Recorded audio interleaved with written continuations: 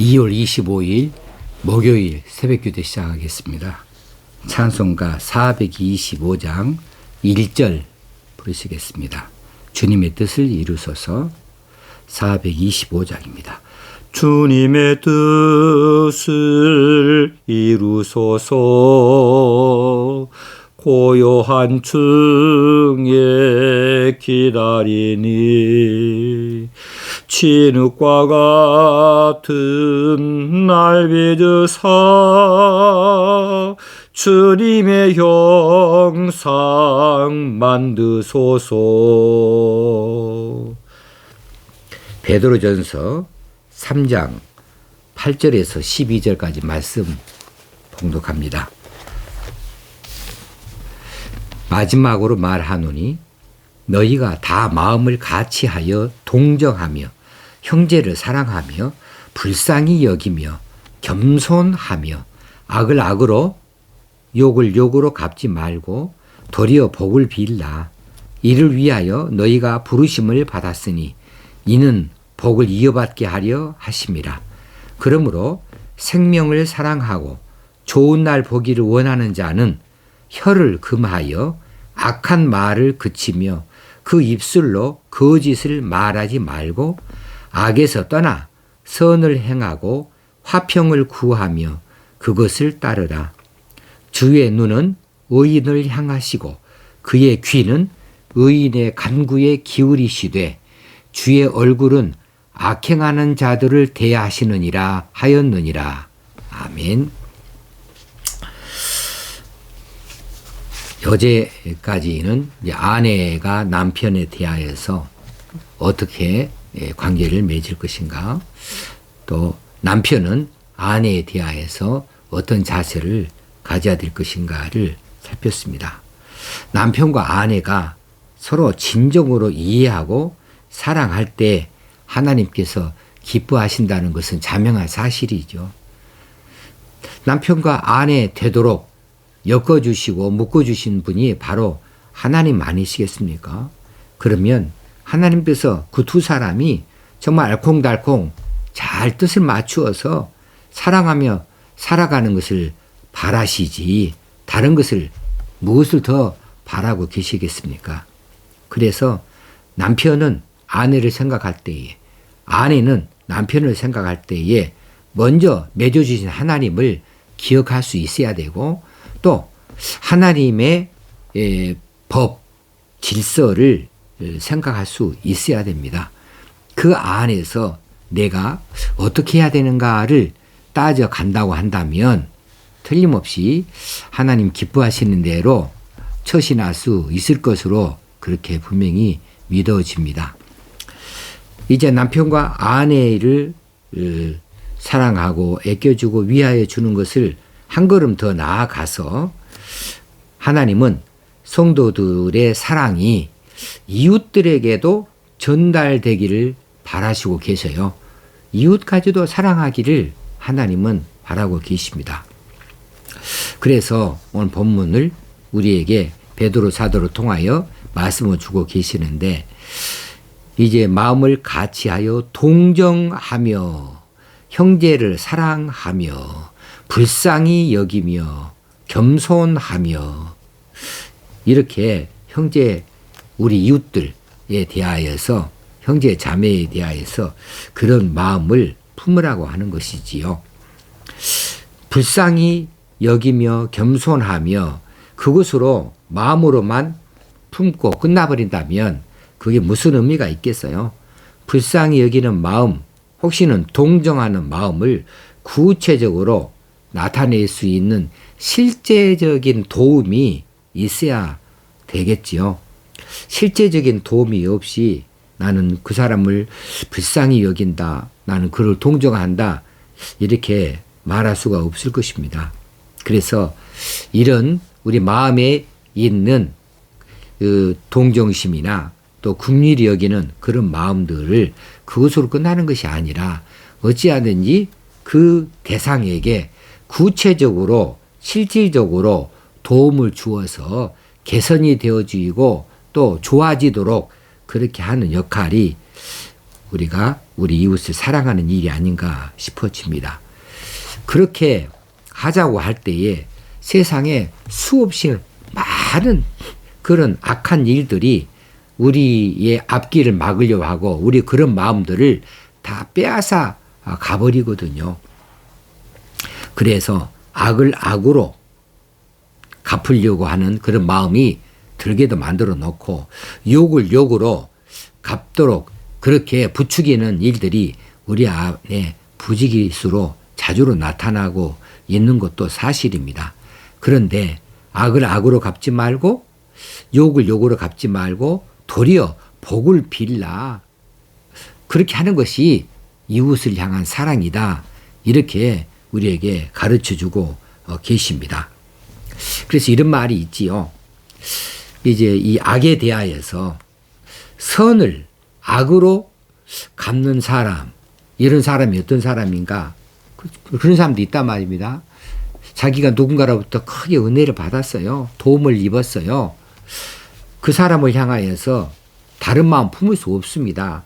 근데 그 사람을 등치고 그 사람을 속이고 그 사람을 배신하고 그 사람을 힘들게 어렵게 만들어 놓는 사람, 선을 악으로 갚는 사람이 없지 않아 있거든요. 이것은 사단의 모습이다 이렇게 말을 하더라고요. 그런 사람들은 정말 사단 같은 사람들을 사탄, 마귀 같은 사람들이지요. 그러면 우리에게 사람들 사이에서 선을 선으로 갚는 것들이 있습니다. 나에게 잘해주는 사람을 나도 잘해주는 거죠. 이게 일반적인 일 아니겠습니까? 선을 어떻게 악으로 갚아요? 그렇지 못하니까 선으로 손으로 갚습니다. 이것은 인간적인 모습이다. 인간들은 그리 할 수 있다. 그렇게 말해요. 그런데 악을 손으로 갚는 것이 어디 있을 수 있을까? 나에게 아주 해코지하고 나를 귀찮게 하고 괴롭히고 나에게 고통을 주고 그런 사람, 나에게 악을 행하는 사람, 이 사람에게 선으로 갚아준다. 선하게 선행을 한다. 그 사람에게 한다면 이건 하나님의 모습이라고 합니다. 하나님이 그리 하실 수 있다. 자, 여러분과 저는 어떤 것을 택해야 될까요? 선을 악으로 갚는 사람 되어져야 되겠습니까? 이건 생각할 일도 아니죠. 입에 올리기도 부끄러운 말들이죠. 어떻게 선을 악으로 갚는다는 말입니까? 선을 손으로 갚는다? 이 정도로 가지고 우리가 이웃사랑이다. 예수 사랑을 받았다. 하나님의 사랑을 말한다.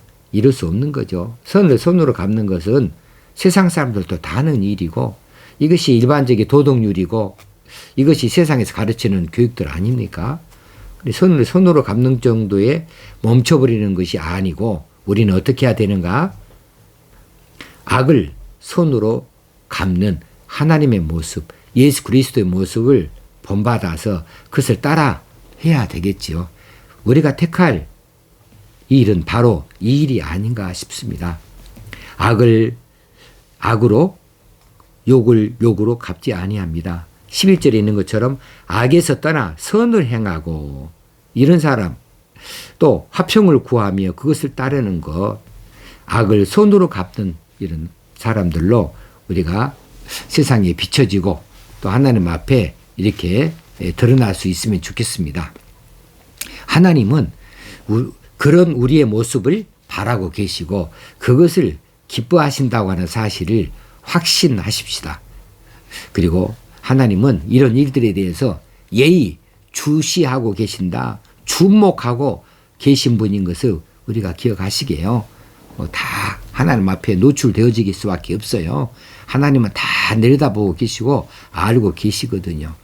그래서 우리가 정말 이 세상에 없어서는 안 되는 존재로 이 세상을 따뜻하게 하는 존재로 이 세상을 밝게 하는 존재로 이 세상에 여러 가지 그 잘못된 것들을 풀어내는 사람들로 합당하게 쓰임을 받을 수 있어야 되겠습니다. 그래서 세상은 점점 냉랭해지고 있지 않습니까? 이럴 때에 우리 성도들의 마음은 도리어 뜨거워질 수 있어야겠다. 그래서 우리의 뜨거운 마음을 가지고 세상에 냉랭해진 마음들을 좀 덮여줄 수 있어야 되지 않겠는가 싶어지고요. 세상은 점점 지금 어두워지고 있지 않습니까? 이럴 때에 성도들의 마음은 더 밝아질 수 있어야 되겠어요. 그래서 성도들이 밝은 빛을 세상에 비춰줄 수 있어서 어두운 세상을 이제 밝게 해서 질서가 잡히고 또 좋아질 수 있도록 이처럼 우리가 역할을 해야 되지 않겠는가 싶어집니다.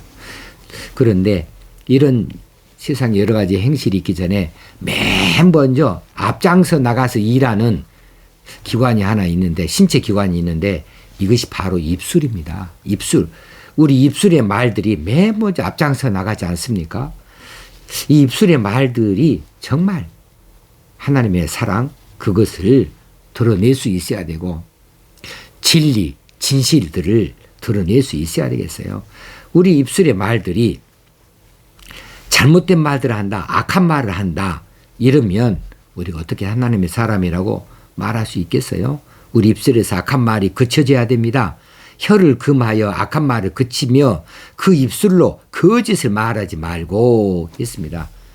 우리 입술이 개선되어져야 되죠. 그리고 우리 입술은 어떻게 써야 될까? 우리 입술의 말들이 얽힌 것을 풀어내는 진실된 말을 할 수 있으면 좋겠다 하는 생각이 들어집니다. 얽혀진 것, 오해되어진 것, 정말 별것도 아닌 것들이 아주 크게 부풀어져 크게 보이는 것들, 그것들에 대해서 우리 입술이 쫓아가서 진실을 말해주면 좋겠다. 사실은 그게 아니더라. 실상은 이렇더라. 그리고 그것은 부풀린 것들이더라. 이건 왜곡된 것들이다. 이렇게 해서 얽힌 것을 풀어내는 역할, 또 상한 마음들을 이렇게 추스려 내도록 하는 말들을 우리 입술로 할 수 있으면 좋겠고요. 우리 입술의 말들이 분노로 가득 차 있고, 그리고 싸움판이 되어버린 이 시대 사람들에게 우리 이것들을 삭혀내는 부드러운 입술의 말들이 되면 좋겠다. 분노와 싸움판은 살벌해요. 거기는 얼마나 날카로운지 몰라요. 그런데 그럴 때에 우리 입술에 부드러운 말들을 가지고 가서 그 분노를 삭혀주고 그 싸움을 뜯어 말리고 할 수 있도록 우리 입술이 그렇게 사용되어지는 것, 우리 하나님이 바라보시는 이런 선한 일이 아니겠는가 싶어집니다. 그래서 이것들로 우리가 화평을 구할 수 있지 않겠습니까? 선행을 할 수 있지 않겠습니까? 이렇게 하는데 그냥 우리가 마음먹은 대로 그렇게 나서서 쉽게 되어질 것 같으면 이 세상이 어떻게 이렇게 어둡고 복잡하겠어요? 쉽지 않은 일이죠. 그래서 갈라디아서 6장 9절에서는 우리가 선을 행하되 낙심하지 말지니, 선을 행하다 낙심하는 경우도 있다는 거 아니겠습니까? 안 먹혀요. 나는 선을 행한데 이 선을 악으로 갚아요. 선을 행하는데 뭐 전혀 꿈쩍도 변하지 않아요. 우리가 선을 행하되 낙심하지 말지니, 낙심하지 말아야죠. 피곤하지 아니하면 때가 이름에 거두리라.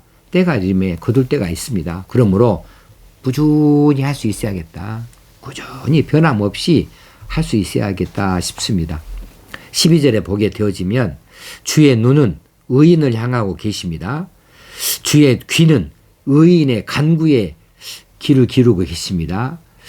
또 주의 얼굴은 악행하는 자들을 대하시느니라. 그래서 주의 눈과 귀는 의인들을 향하여 있지만은 주의 얼굴은 악행하는 자들을 대하고 계신다. 이 말씀은 지금도 하나님은 살아 계셔서 세상을 감찰하고 계시고 선악간에 심판을 준비하고 계신다는 사실입니다.